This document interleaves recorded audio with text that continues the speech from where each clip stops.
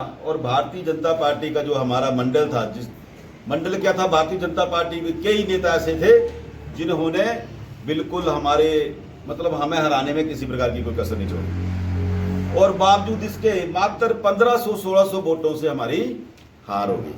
अगर 1500-1600 वोट इस तरफ को पड़ जाते तो निश्चित तौर पे धर्मशाला से हम विधायक होते। अब ये सारा एपिसोड तब से लेके आज दिन तक भारतीय जनता पार्टी ने मुझे जो भी काम सौंपा, जैसा भी काम सौंपा, जहां भी मुझे ड्यूटी मेरी लगाई गई, चाहे शिमला हो, चाहे राजस्थान हो, चाहे दिल्ली हो, मैंने पूरी सादगी के साथ, पूरी निष्ठा के साथ, पूरी ईमानदारी के साथ उस कार्य को अमली जामा बनाया।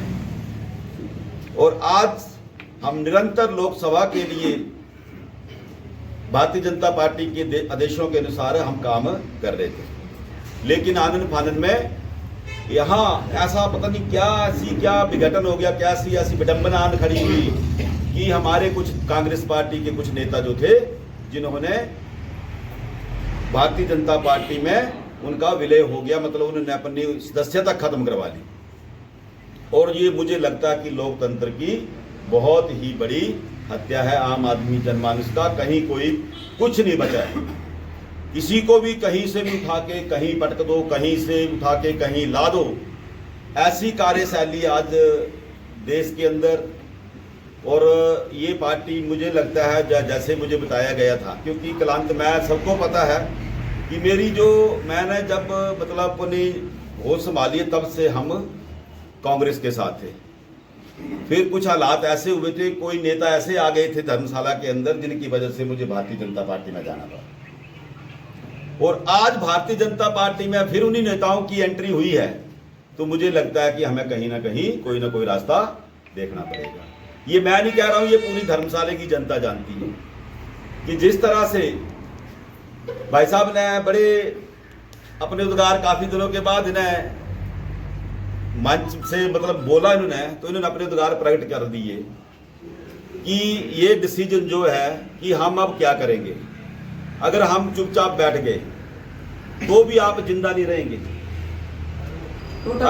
अगर आप चुपचाप बैठ गए तो आप इस बात को मत समझना कि आप जिंदा रहेंगे, तो आप वैसे ही मर गए।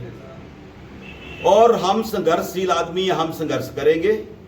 अगर आप लोगों ने चाहा, जनता ने चाहा, तो राकेश कुमार, क्योंकि मैंने जब टिकट पे चुनाव लड़ा है तो कहीं ना कहीं मैंने ऐसा एहसास किया, ऐसा महसूस किया है कि वो चुनाव भी मेरे लिए इंडिपेंडेंट चुनाव ही था। मात्र मेरे पास एक फूल का निशान था। बाकी संगठन ने मेरा क्या काम किया है और कितना काम किया है ये आप सभी लोग जानते हैं। अगर आप लोगों से ये बैठक मैंने इसलिए नहीं रखी है कि मैं चुनाव लड़ रहा हूं या मैं चुनाव नहीं लड़ रहा हूं, ऐसा मैंने इसलिए नहीं रखी है, लेकिन मैं सिर्फ आप लोगों से ये जानना चाहता था। लेकिन इस बैठक का जो स्वरूप था वो कहीं ना कहीं टोटल ही चेंज हो गया है। अगर आपको लगता है कि राकेश चौधरी को जीवित रखना है तो मुझे आप थोड़ा सा ये विषय बता दें कि मुझे जीवित आप कैसे रखेंगे। मुझे आप बिठा के जीवित रखना चाहते हैं या चुनाव लड़ा के जीवित रखना चाहते हैं? किस तरह से आपकी क्या संज्ञा ऐसी है कि जिसमें मैं जीवित रह सकूं? जीवित आदमी संघर्ष करके ही रहता है। जीवित आदमी संघर्ष करने के